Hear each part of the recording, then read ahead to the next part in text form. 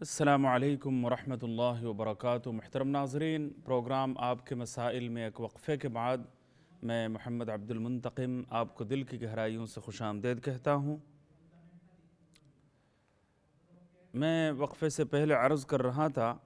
ایک اور سوال رہ گیا ہے، ویسے اس کا جواب بھی پیش خدمت کرنے کی کوشش کرتا ہوں۔ بہن اور بھائیوں کے رشتے کے لیے ماشاءاللہ سوال پوچھا ہے، تو ایک اہم چیز ہے،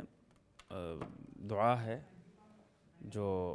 ہر نماز کے بعد 7 دفعہ پڑھا کریں۔ شروع میں 1 مرتبہ درود شریف، آخر میں 1 مرتبہ درود شریف، اور 7 دفعہ یہ دعا پڑھا کریں۔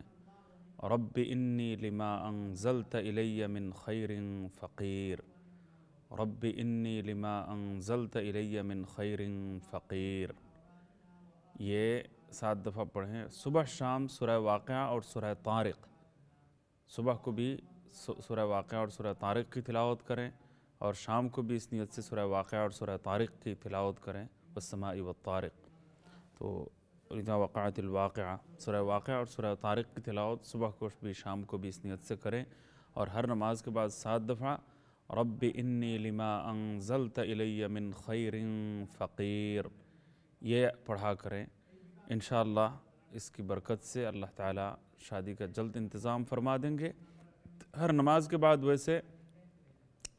ربنا هب لنا من ازواجنا وذریاتنا قرۃ اعین واجعلنا للمتقین اماما، اس کا ورد بھی بہت مفید ثابت ہوا ہے۔ ربنا هب لنا من ازواجنا وذریاتنا قرۃ اعین واجعلنا للمتقین اماما۔ ایک طرف ہر کام کے لیے، دنیاوی کام کے لیے کوشش بھی ہو، سکل بھی ہو، اور محنت ہو، اور اس کے ساتھ ساتھ دعاؤں کا اہتمام ہو، تو یہ دعائیں کی جائیں۔ روزانہ گڑ گڑا کر اگر 2 رکعتیں انسان پڑھے اور اللہ تعالیٰ سے کی بارگاہ میں دل کھول کر دعا کرے، تو یہ سب سے بڑا وظیفہ ہوتا ہے۔ 2 نمازیں پڑھ کر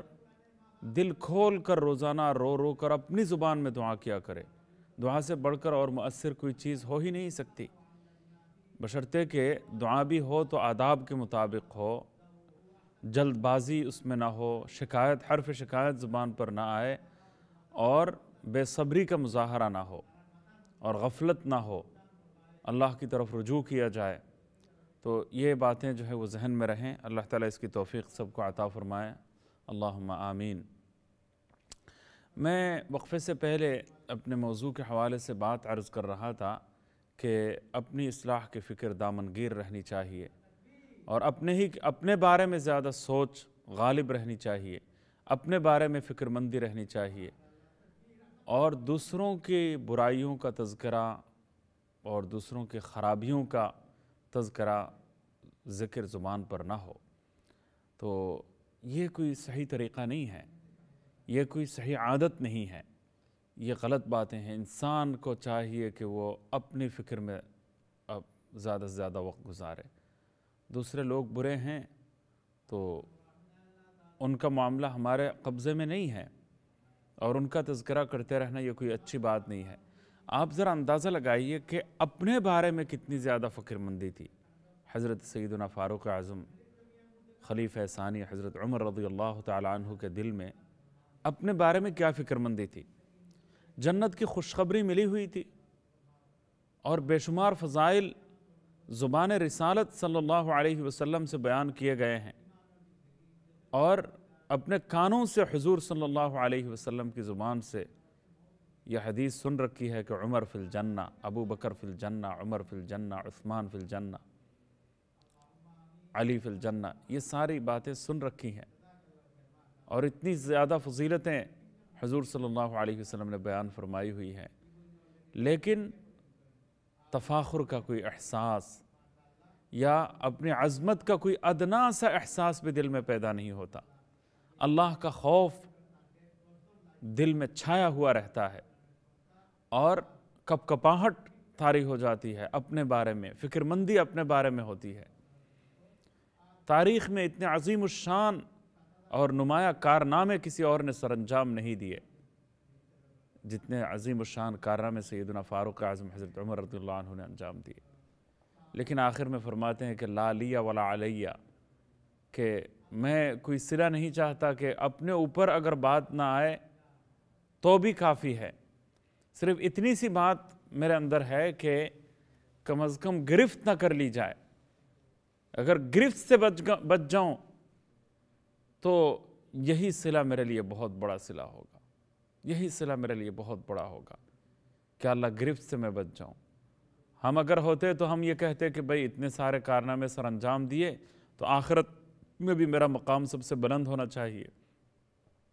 اتنے عظیم الشان کارنامے میں نے سر انجام دیے ہیں کہ میری مثال تو نہیں ملتی، زبان رسالت سے میرے اتنے زیادہ فضائل بیان کیے گئے، اتنے زیادہ سرٹیفکیٹس میں جو ملے، ثواب بھی مجھے زیادہ ہی ملنا چاہیے، اجر بھی مجھے ہی زیادہ ملنا چاہیے، تکلیفیں میں نے زیادہ اٹھائیں،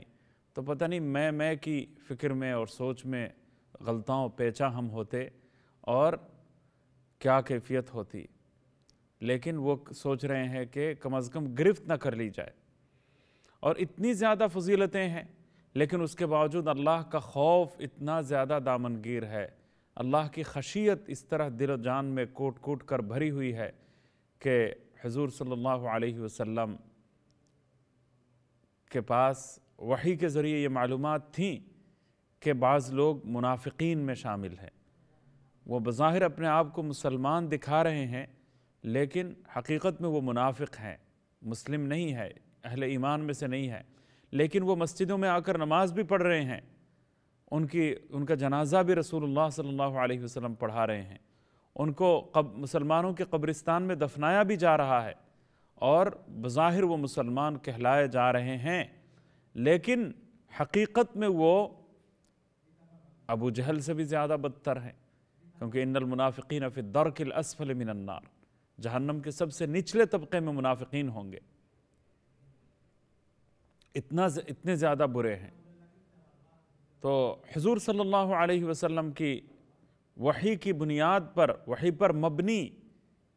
یہ فہرست اور یہ جو منافقین کے نام، یہ سب حضرت حذیفہ بن الیمان رضی اللہ تعالیٰ عنہ کو یہ نام معلوم تھے، اور بعض صحابہ دیکھتے تھے کسی کے جنازے میں حضرت حذیفہ غیر موجود نہیں ہے، اگر وہ غیر موجود ہوئے تو ڈر لگا ہوا ہے کہ آج کے جنازے میں وہ نہیں ہے، ممکن ہے کہ وہ شاید مسلمان نہ ہو اور دل سے اندر سے شاید منافق ہو، یہ ڈر اور خوف لگا ہوا ہوتا تھا۔ تو حضرت عمر رضی اللہ تعالیٰ عنہ نے یہ خوف خدا اتنا غالب تھا، اللہ کی خشیت اتنی زیادہ غالب تھی، اور اپنی ذات کے بارے میں فکر مندی اتنی زیادہ غالب تھی کہ وہ حضرت حذیفہ جو آپ صلی اللہ علیہ وسلم کے پرائیویٹ سیکریٹری تھے، اور ان کے علم میں وہ نام تھے کہ جو منافقین کے نام تھے، تو وہ فرماتے ہیں کہ حذیفہ اللہ کا واسطہ دے کر پوچھتا ہوں کہ منافقین کی جو لسٹ تمہارے پاس ہے، منافقین کی ناموں کی جو فہرست تمہارے پاس موجود ہے، اللہ کے لیے یہ تو بتا دو کہ عمر کا نام تو اس میں نہیں ہے۔ اللہ اکبر، عمر کا نام تو اس میں نہیں ہے۔ یہ ڈر ان کو لگا ہوا ہے، یہ خوف ان کو کھائے جا رہا ہے، یہ فکر مندی ہوتی ہے۔ وہ دوسروں کی کیا فکر کرے، اپنے فکر سے فرصت نہیں، اپنے خیال سے فرصت نہیں، اپنے اندر جو خوف خدا پیدا ہوا ہے اس سے ان کو کوئی فرصت نہیں۔ سبحان اللہ العظیم۔ ایک مرتبہ اچھا کپڑا پہن لیا تو اس کے بعد جو ہے وہ مٹکے، پانی کے مٹکے وغیرہ اٹھائے، مشکیزیں اٹھائے، اور ان کو امیر المؤمنین ہے، ایک بڑا مقام ہے،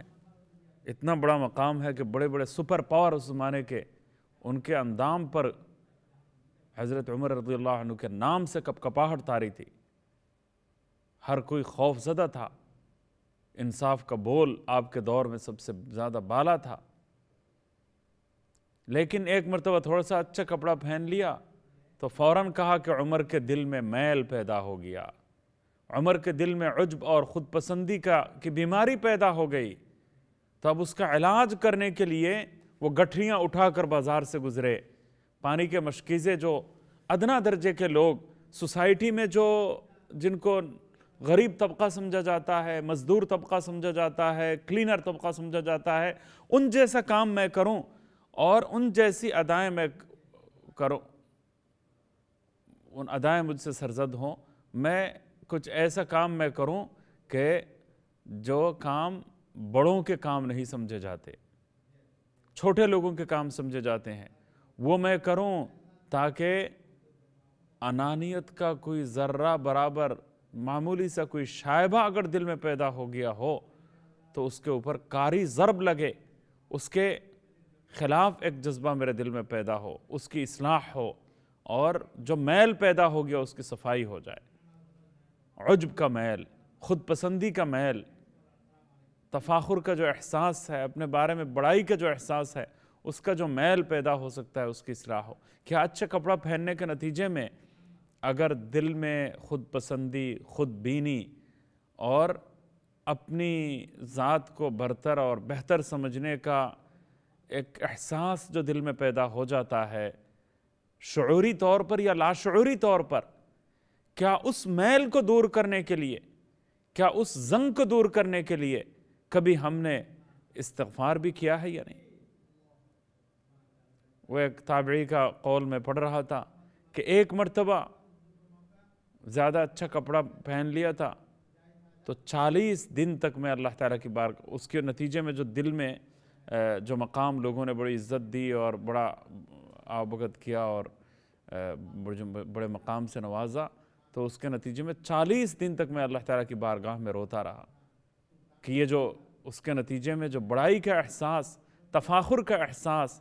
تعلی کا جو پندار میرے دل میں پیدا ہو سکتا ہے، اس کی اصلاح کے لیے مجھے یہ کام کرنا پڑے گا۔ تو اب آپ اندازہ لگائیے کہ اصلاح کا کتنا اعلیٰ معیار صحابہ کرام میں موجود تھا، تابعین کے اندر پایا جاتا تھا، تبع تابعین میں اصلاح کا کتنا اعلیٰ معیار موجود تھا۔ حضرات اولیاء کرام، صوفیاء عظام، اللہ والے جو گزرے ہیں، اس امت کے جو مصلحین اور مجددین گزرے ہیں، انہوں نے اپنے اعمال اور اخلاق کو صیقل کرنے کے لیے مجاہدات نفس کی بھٹھیوں سے گزرنے کا جو عمل انہوں نے اپنی زندگی میں جاری رکھا ہوا تھا، اس کا عشر عشیر اور اس کا کوئی ذرہ ہمیں نصیب بھی ہے یا نہیں، اس پر کبھی غور ہم نے کیا ہے یا نہیں کیا؟ سوچنے والی باتیں ہیں۔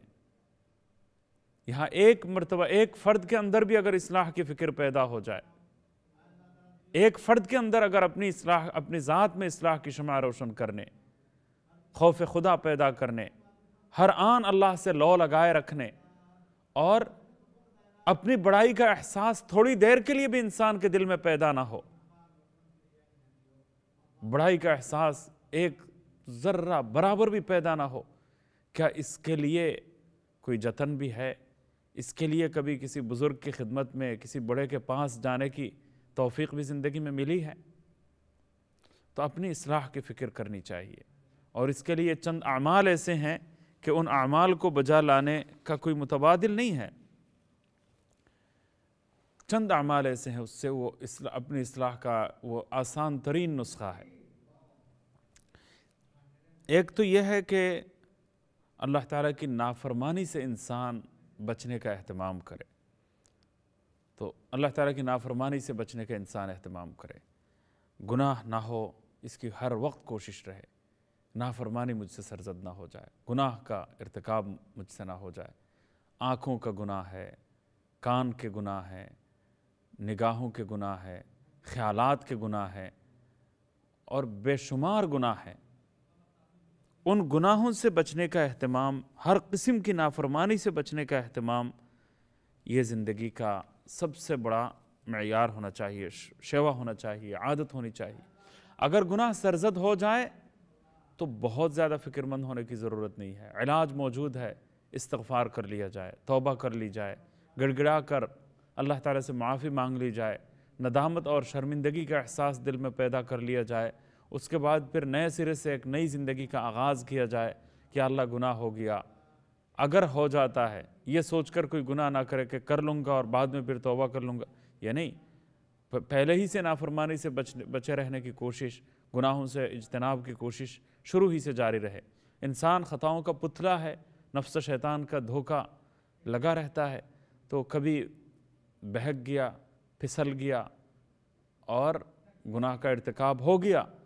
تو اس وقت جو ہے توبہ کا دروازہ کھلا ہوا ہے، فوراً توبہ کر لی جائے اور اللہ تعالیٰ سے معافی مانگ لی جائے، ندامت اور شرمساری کی کیفیت دل میں پیدا کی جائے، روئیں روئیں سے شرمندگی ٹپکے، ندامت کا احساس دل میں پیدا ہو اور اللہ تعالیٰ کی بارگاہ میں معافی مانگی جائے، خوب گڑ گڑا کر معافی مانگی جائے۔ تو یہ کام بہترین انداز میں ہونا چاہیے، اور پھر نافرمانی سے دوبارہ پھر بچے رہنے کا ایک عزم اپنے اندر پیدا کیا جائے، زندگی بہت آسان ہو جائے گی۔ یعنی توبہ کر لی جائے، انسان توبہ مانگ لیا کرے روزانہ، یا اللہ میری توبہ، یا اللہ میری توبہ، یا اللہ میری توبہ۔ تو حدیث میں جو فرمایا گیا ہے کہ ما اصر من استغفر، اگر کسی نے استغفار کر لیا، معافی مانگ لی، تو اگرچہ ایک بار بار گناہ اس سے سرزد ہو جائیں، لیکن گناہ پر اصرار کرنے کا الزام اس کے اوپر نہیں دھرا جائے گا۔ اللہ کے ہاں وہ معافی کے قابل تصور ہوگا، اور وہ بار بار گناہ کو ریپیٹ کر رہا ہے، یہ تصور نہیں کیا جائے گا۔ یہ ہمارے لیے اللہ تعالیٰ کی طرف سے رحمت کا ایک دروازہ چوپٹ کھول دیا گیا ہے کہ ایک زیادہ مرتبہ بھی انسان کی توبہ ٹوٹ جاتی ہے۔ توبہ اگر ٹوٹ جائے، بار بار توبہ اگر ٹوٹتی رہے، پھر بھی انسان مایوس نہ ہو، اللہ کی رحمت سے دور نہ ہو جائے اور نفس اور شیطان کے دھوکے میں نہ آ جائے، اس کے لیے فوری طور پر اپنے آپ کو درست کرنے کا راستہ موجود ہے، اور وہ یہ ہے کہ انسان توبہ مانگ لے اور شرمندہ ہو جائے، نادم ہو جائے، شرمساری کی کیفیت اپنے اندر پیدا کر لے اور گڑ گڑا کر معافی مانگ لے، اور آئندہ گناہ کے نہ کرنے کا عزم اپنے اندر پیدا کر لے، بس توبہ ہو جائے گی، اور پھر زندگی ایک نئے انداز میں پھر زندگی کا آغاز انسان کر دے۔ تو معاملہ بالکل آسان ہے، ہم نے اس کو مشکل بنایا ہوا ہے، ہم نے بہت زیادہ مشکل بنا لیا ہے۔ ہمارے استاذ محترم دامت برکاتہم نے ایک بات یہ ارشاد فرمائی تھی کہ اسی لمحے میں انسان اگر چاہے کہ آئندہ چند سیکنڈ میں اللہ کا ولی بن جاؤں، تو اس کا راستہ اس کے لیے کھلا ہوا ہے، بشرطے کہ وہ چاہے تو۔ ہر فرد آپ میں سے ہر شخص جو میرا پروگرام سن رہا ہے، وہ آئندہ چند سیکنڈ میں وہ اللہ کا ولی بن سکتا ہے۔ اللہ تعالیٰ نے اتنا اپنا ولی بننا آسان بنا دیا ہے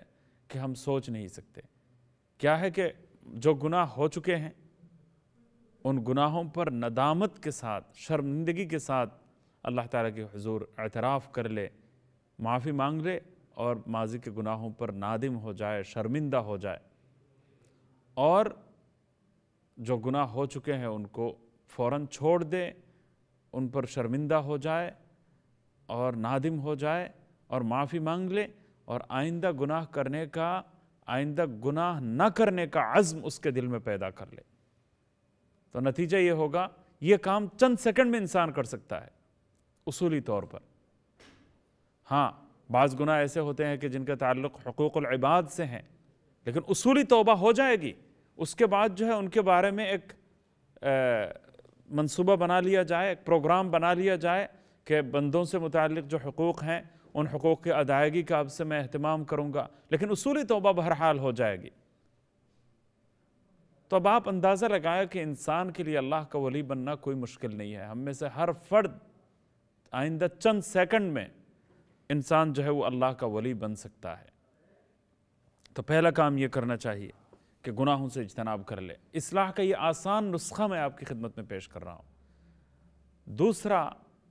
کام جو انسان کو کرنا چاہیے وہ یہ ہے کہ اللہ تعالیٰ کو راضی کرنے والے، اللہ تعالیٰ کی محبتوں کو اپیل کرنے والے اعمال وہ انسان زیادہ سے زیادہ کرے، سنتوں اور مستحبات کا اہتمام انسان کرے۔ اب اسے ڈھونڈنا شروع کر دیں کہ کون سا عمل رسول اللہ صلی اللہ علیہ وسلم کی سنت ہے، کون سا عمل مستحب ہے۔ تو مستحبات کا اہتمام ابھی سے شروع کر دیا جائے، یہ ایک بہت اہم پہلو ہے جس کی طرف توجہ دینے کی ضرورت ہے۔ تو اللہ تعالیٰ ایسے اعمال سے بہت زیادہ خوش ہوتے ہیں۔ سنتوں اور مستحبات پر عمل کرنے کے نتیجے میں اللہ تعالیٰ کی رضا اور خوشنودی حاصل ہوتی ہے، اور اللہ تعالیٰ اپنے بندوں کو اپنا محبوب بنا لیتے ہیں، کیونکہ یہ جو مستحب کا جو لفظ ہے یہ حب سے مشتق ہے، حب سے نکلا ہے، اور حب کے معنی محبت ہے۔ تو جتنے مستحب اعمال ہیں ان اعمال میں یہ خصوصیت اور فطری طور پر ان اعمال میں یہ خاصیت موجود ہے کہ ان اعمال کے کرنے کے نتیجے میں انسان میں محبوبیت کی شان پیدا ہو جاتی ہے، وہ اللہ کے نزدیک بھی محبوب بن جاتا ہے، اور بالآخر وہ انسانوں کے نزدیک نگاہوں میں بھی وہ محبوب بن جاتا ہے، کیونکہ حب کی شان، محبت کی شان اس میں پائی جاتی ہے۔ ان اعمال کی خاصیت یہ ہے کہ ان میں محبت موجود ہے، محبت کے اثرات موجود ہیں۔ تو ہم یہ بات دیکھتے ہیں کہ جو حضرات اولیاء کرام، بزرگان دین بڑے ہیں اور جنہوں نے ماشاءاللہ مستحبات کا اہتمام کیا ہوا ہے، جو مستحبات کا اہتمام کرتے ہیں وہ اللہ کے بھی محبوب نظر آتے ہیں، ہمارا ظن غالب یہ ہے۔ اور اسی کے ساتھ ساتھ ہم میں سے ہر فرد جب ان کو دیکھتا ہے تو آٹومیٹکلی قدرتی طور پر، فطری طور پر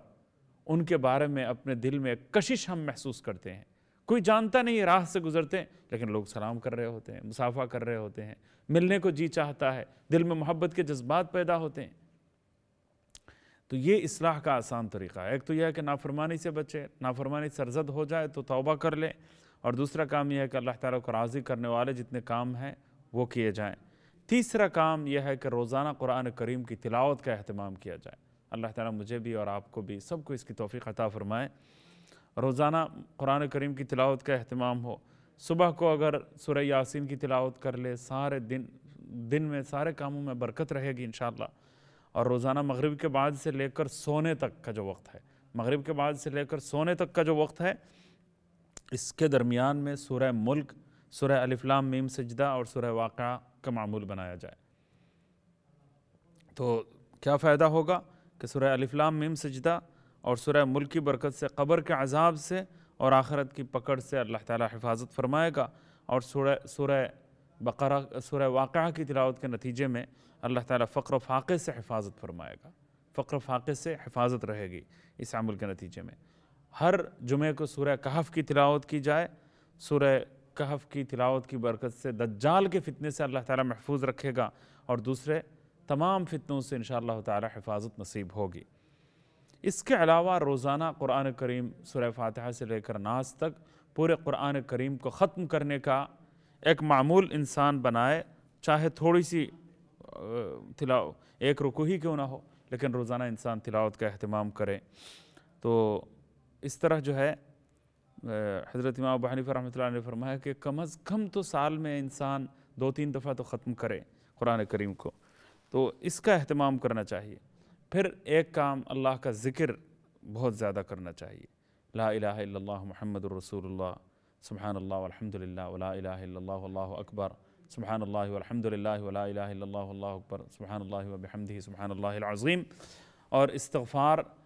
یہ چیزیں ہیں۔ درود شریف 100 مرتبہ، استغفار 100 مرتبہ روزانہ، ان کاموں کا اہتمام کیا جائے تو اس سے خود بخود اصلاح ہو جائے گی انشاءاللہ۔ یہ اصلاح کے آسان نسخے ہیں، ان کی طرف ہم سب کو آنا چاہیے۔ یہ میں نے فارمولہ اور مختصر نصاب بتا دیا۔ آج پروگرام کا وقت اختتام کو پہنچ گیا۔ اللہ تعالیٰ آپ سب کو اور مجھے بھی عمل کی توفیق سے نوازیں۔ اجازت چاہتا ہوں، دعاؤں کی درخواست ہے۔ السلام علیکم ورحمۃ اللہ وبرکاتہ۔